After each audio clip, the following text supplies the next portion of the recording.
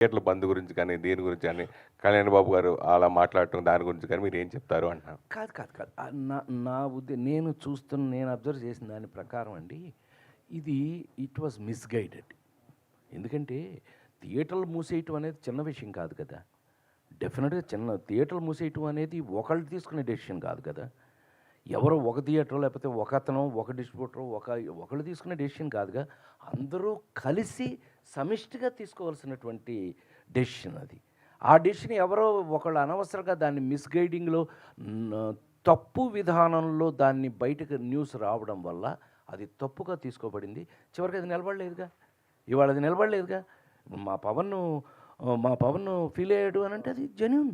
తను ఎందుకు ఫీల్ అయ్యాడు అనంటే ఇదేంటి నా సినిమా రిలీజ్ ముందు ఈ మాట ఎవరన్నా కానీ దానికి కారకుడు ఎవరో పట్టుకోవాలి. ఇప్పుడు నువ్వు మీ పని అది మీరు పట్టేస్తారు ఎలాగో.